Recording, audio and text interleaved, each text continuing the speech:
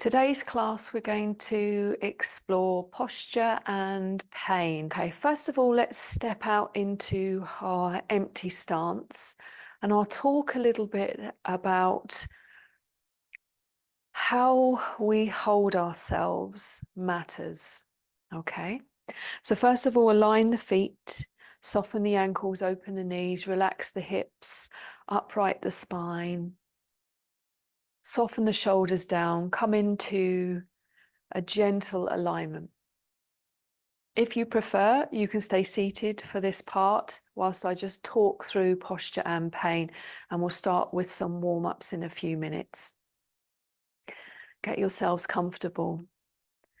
So if you consider what a prolonged sedentary lifestyle causes in the body, you can experience an increase in pain and fatigue levels.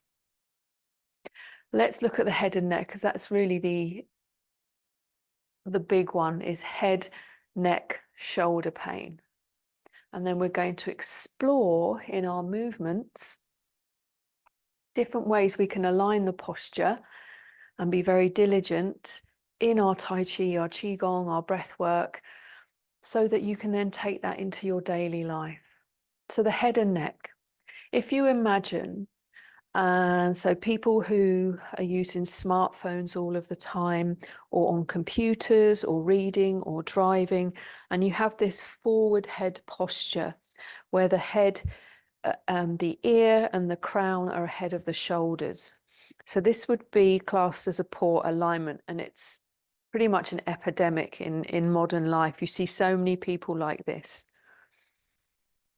What that means, if you consider the weight of the body, is when your head is forwards, instead of the weight transferring through your structure to the ground,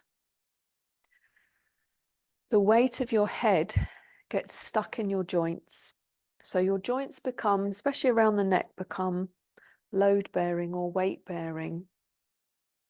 And then the muscles and the connective tissue that are around the neck, the shoulders, the top of the back here,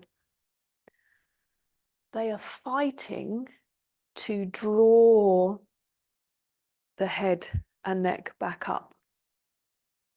But because you're fostering and encouraging this daily posture of forward head, those muscles, they're trying to drag everything back. And that's only the head and neck.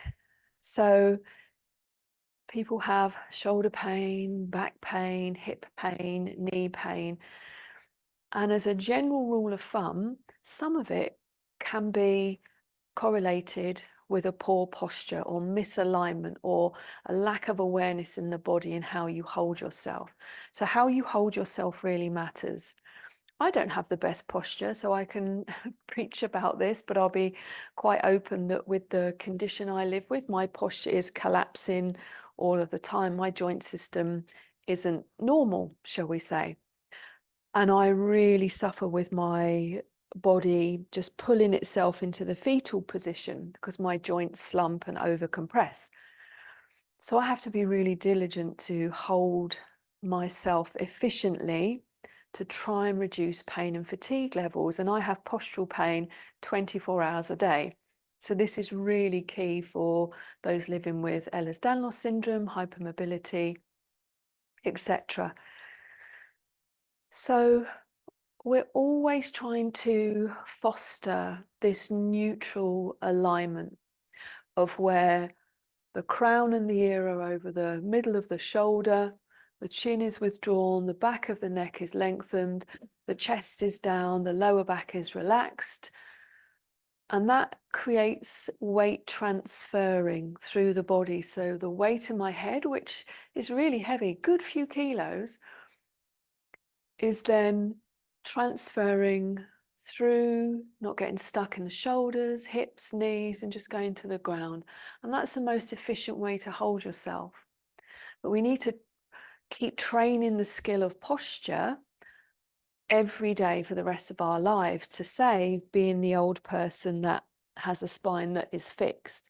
And I have some notes here, so I'm just going to read from these. So there are 3 stages of poor posture and the ill effects. So the first one is muscle pain, strained muscles, tension, fatigue, and headaches. And I think most people living with chronic health could relate to that.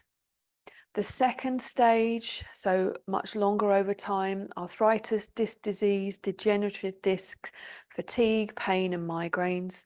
And the third, in the most long term, is spine disease, nerve damage, and irreversible damage.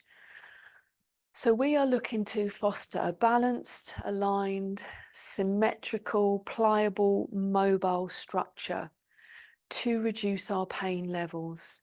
And as I said, we need daily practice to instill that muscle memory so that we have a better chance in our daily life of having the awareness of our posture and then being able to correct the posture. Okay, so think weight transferring joints, not weight bearing joints. So today we're going to perform some very easy Qigong movements with a solid focus on how we hold ourselves, so how we're holding our posture. Let's start with some gentle warm-ups and then we'll move on to the posture focus.